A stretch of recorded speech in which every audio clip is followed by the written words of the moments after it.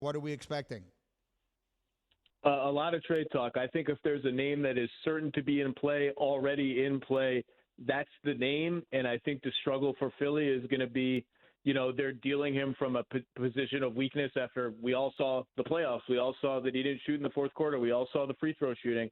And so this idea that they want an all-star in return for their all-star, I think they're going to have trouble finding an all-star who is both available and gettable without tossing in some picks and other stuff atop Ben Simmons. Obviously, they're going to wait out the Bradley Beal thing like everybody else, but they'll have a lot of competition for a player like that. Well, let's talk about that since you mentioned it, and we'll tie them together if they deserve to be tied together. What are we expecting as far as Bradley Beal is concerned? I don't really know. And, there were all these reports over the weekend about how Bradley Beal is contemplating his future and this and that. Really, that's just a fancy way of restating the status quo. Bradley Beal, and like any other superstar in a situation that isn't perfect, is sort of constantly contemplating his future. And will he request a trade in the next 72 hours? I really don't know. I don't think anybody really knows. I think it's 50-50, maybe something like that. But we are running short on time at this point because if draft equity is involved, the Wizards are obviously going to want to control those picks if draft equity in this draft is involved. So the closer we get, I think the more likely it is that it's the status quo remains, but there's still time.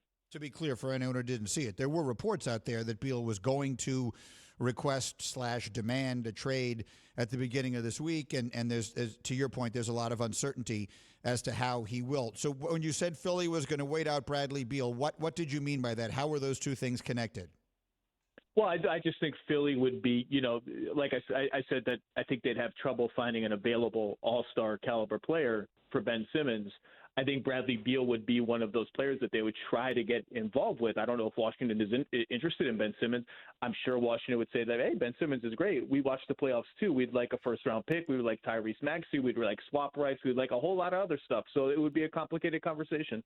Greeny and Zach Lowe, who is with us here, the Low Post podcast and everything else. He's on the Goodyear hotline, helping you discover the road ahead. Goodyear, more driven. I happen to be in the D.C. area this weekend, so I was watching and listening to some of the local conversation, and there's a lot of speculation as to how tied together the Beal situation and the Russell Westbrook situation are. So I'll just give you the floor on that. What can you tell me about Russell Westbrook?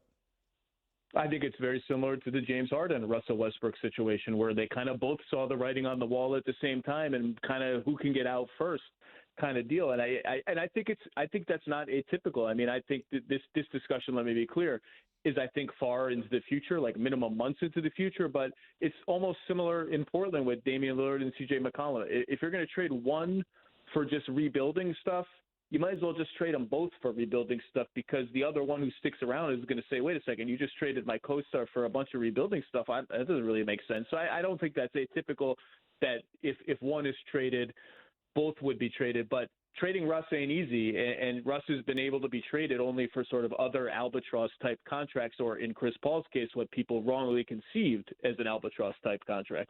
Yeah, and so you mentioned Paul. Again, Greeny and Zach Lowe. There's so much here.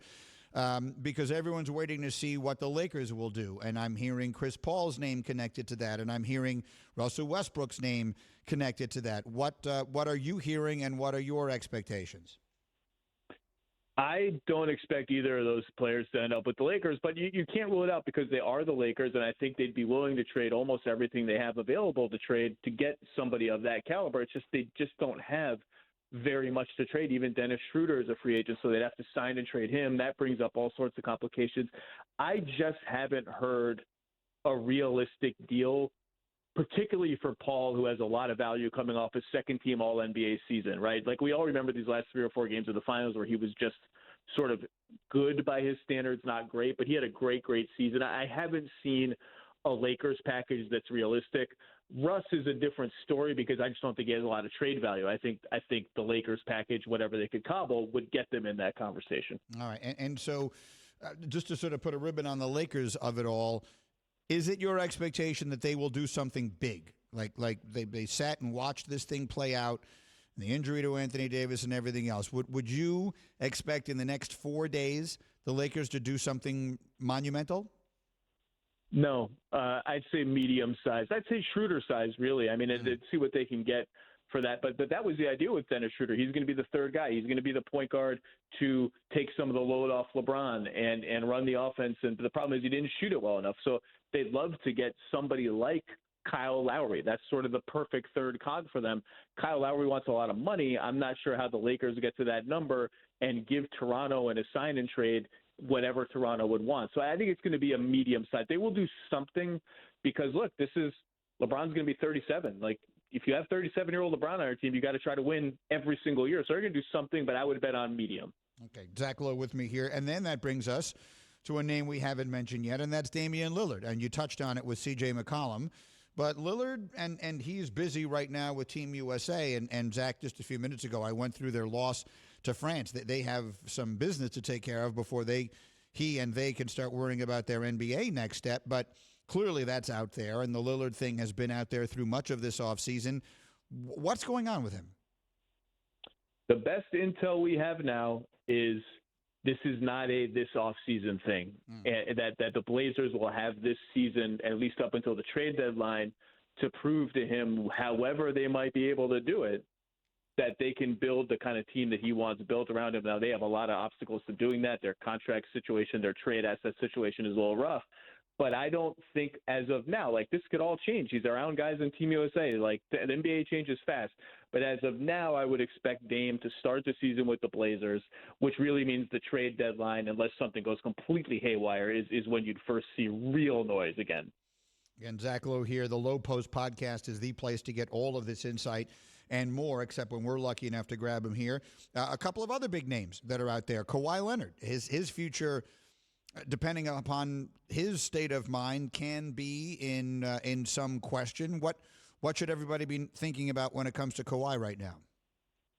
I'd put it like this. I've heard nothing that I would consider credible or actionable that he's going to leave the Clippers. That doesn't mean that he's going to 100% lock to stay with the Clippers. I would bet heavily on him staying with the Clippers as of now, because whatever I've heard has been conjecture, smoke, nothing that checks out on phone call number 2, 3, and 4. So I would be pretty confident he's staying with the Clippers. Okay, and then let me circle it all the way back to the beginning of the conversation for the last question. We were talking about Ben Simmons, and that has been the primary name in all of this, dating back to the Sixers losing to Atlanta on their own home floor in a Game 7. Is it at a place now where they have to trade him, which is to say, you just brought up that the teams may be hesitant to give up superstars in return. Is there a return to Philly for Simmons? Do they have to move him one way or the other? I actually don't think they do. Now, I haven't talked to Ben Simmons, and I don't know his state of mind. Maybe he feels that they have to move him. There's no question the toothpaste is at least somewhat out of the tube, right? But I don't think they have to, just for this reason alone. There are other ways to upgrade their team and their guard rotation. You know, maybe they can get into the Kyle Lowry bidding. Maybe they can get it. And if you get a player that fits around Embiid and Simmons a little bit better than what they had, particularly a ball handler, you can talk yourself into, okay, we've papered over some of our weaknesses. Simmons might look better in this ecosystem. We can rebuild his trade value a little bit. See what happens with Lillard. See what happens in other situations. Something always goes haywire in the NBA. It's like clockwork. There's going to be some crazy situation. Someone else will become available. I think if you can have cooler heads prevail, they can talk themselves into that and go forward for at least a few months here. I don't think they have to trade him now. Thank you for watching ESPN on YouTube. For live streaming sports and premium content, subscribe to ESPN+.